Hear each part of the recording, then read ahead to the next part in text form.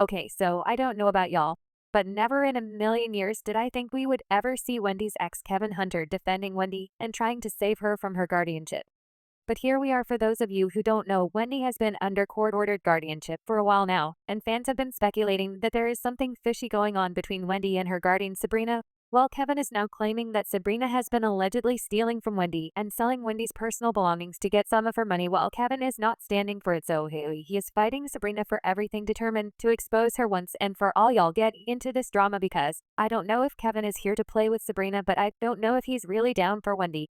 Okay, so at this point I think we can all agree that there's something seriously shady going on with Wendy Williams. Wendy has been out of the spotlight for a while now, and it's no secret that she hasn't exactly been raking in the cash lately. Normally, this wouldn't be a big deal since she's been hustling since the 90s, and she should have a nice financial crook, right? But these aren't normal times. Wendy is under court-ordered conservatorship, meaning she can't touch her own money. The court put a woman named Sabrina Morrissey in charge of Wendy's finances, and this decision has sparked a lot of controversy. Many believe Sabrina might be exploiting Wendy, and Wendy's ex-husband Kevin Hunter is now claiming that Sabrina has been straight up stealing from Wendy. But things got even sketchier a few days ago when news broke out that Wendy Williams' New York penthouse was sold for a shockingly low price. And this caused fans to start investigating, and it's not looking good at all now. For those of you out the loop, this whole mess started when Wells Fargo, Wendy's bank, blocked her from accessing her accounts. They claimed that she was incapacitated and unable to manage her finances. But Wendy fought this decision tooth and nail, insisting she was perfectly capable, but the bank stood firm, and they managed to get Wendy placed under conservatorship. Unfortunately, Wendy lost the fight and ended up under her court-ordered conservatorship, and her family was the first to speak out, with her brother revealing that they were kept in the dark about Wendy's situation. When news broke that Wendy was starting a podcast, her brother didn't hold back. He accused Sabrina and Wendy's team of exploiting her and pushing her to work when she wasn't in the position to do so. According to him, if Wendy couldn't handle her own money, then how on earth was she well enough to start a podcast and do other stuff? Yeah.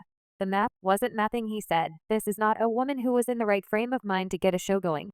Why are you even here? Do you see the condition she's in? Does it look like she's ready to start a podcast? For goodness sake, it doesn't. Whatever they do with it, they're going to do. It's going to be sad. I can't blame Wendy for anything. I want her to get better. She's not better, so I can't be mad at her for any of this. There were more reports that Wendy was being kept away from her family, but the situation got worse when we found out that Wendy was selling off her personal items. An insider leaked this, saying Wendy has been calling people asking them to help her sell all her stuff. She is asking for recommendations on places that can sell furniture for you. The insider added that in her preparation for her move, she wanted to see how she could list items in her home which could potentially include her iconic purple chair among other keepsakes. Yeah, the situation was baffling. If there was one thing that we knew about Miss Wendy Williams, it was her deep affection for her purple chair. She adored that chair more than anything. It was one of the few items she fought to keep from the set at the Wendy Williams show after she got fired. So why on earth would she suddenly decide to sell it? Well, that purple chair held so much sentimental value for her, and Wynn's attachment to it was well known, and it was practically her trademark. While the chair had been with her through countless episodes and countless interviews and countless stages of her life, it was a symbol of her time on the show and a piece of her legacy. But when Wendy was let go from the show, she didn't just walk away with her personal belongings. No, she made sure to secure that chair. That's why the news of her selling is so surprising. And it just didn't add up. Was she in some type of financial trouble? Was she trying to make a statement, or did her guardian sell it out from under her nose without her permission? It was certainly looking like Sabrina had been playing fast and loose with Wendy's money and belongings. However, the story that Sabrina put out was that Wendy was doing a spring cleaning and wanted to sell off her items. Her publicist released a statement on her behalf that said, "Wendy is getting rid of items for spring cleaning, and this is what people do this time of year. It's a new chapter for Wendy, and she wants new things. This is a common gesture people do, and Wendy is no different. It is out with the old and in with the new." However, people were very skeptical. If Wendy was so ill that she needed to be placed under a court-order conservatorship with some random woman named Sabrina and removed from her real family, how could she suddenly make decisions about selling her personal items? The logic didn't add up. The suspicions of something shady started to circulate. The documentary finally gave us a first-hand look at the extent of her struggles, and it was indeed alarming. From the very first scenes, it was evident that Wendy wasn't in a stable state of mind. She began by claiming she was broke and had nothing left to her name, and hinted at her ongoing battle with drinking. Seeing Wendy in this condition was jarring. She was put in front of a judge and giving a guardian. That was when they took it away from us. I have no money. I'm going to tell you something. If it happens to me, it could happen to you. As her family, we were all sitting on the sidelines watching, and she was crying out for help. Did you drink this whole thing today? Her health and mental state were clearly deteriorated. Far from the vibrant personality her fans were used to, the documentary didn't shy away from the harsh reality, revealing just how severe her situation had become. The narrative she presented about being financially destitute raised eyebrows and fueled further concerns about her well-being, and fans couldn't help question the circumstances surrounding her conservatorship and the management of her affairs. The inconsistency was glaring, leading many to believe that there was more to the story than what was being publicly disclosed. In the same documentary, her son Kevin Jr. also claimed that he didn't believe the Guardian was taking care of Wendy, and he thought that she was leaving Wendy open to being taken advantage of. Like, the Guardian has not done a good job of protecting my mom. My life right now, she's weak and vulnerable, and she needs to be around people who aren't going to take advantage of that. But interestingly, back in 2022, Wendy's ex Kevin Hunter was the first to call out her guardian Sabrina for taking advantage of her. At the time, we didn't really listen when he had to say, because he was also fighting to get his hands on Wendy's money. He said Wendy was in rehab, and these people just stopped depositing my money. Code turkey. These people have tried to starve me out. At the end of the day, I earned that money and I'm not letting them take. I know she is not in a good place, and she is surrounded by people who are taking advantage of her condition, including this so-called guardianship. He then demanded to see her bank statements going back a couple of months, but Sabrina did not oblige, and Kevin was convinced that Sabrina had allegedly been misappropriating Wendy's money. Wendy's state in the documentary was so concerning that people immediately started demanding answers. Her sister and niece then came forward claiming that Sabrina had cut Wendy off from her family. They revealed that they had to go through Sabrina every time they wanted to speak to Wendy.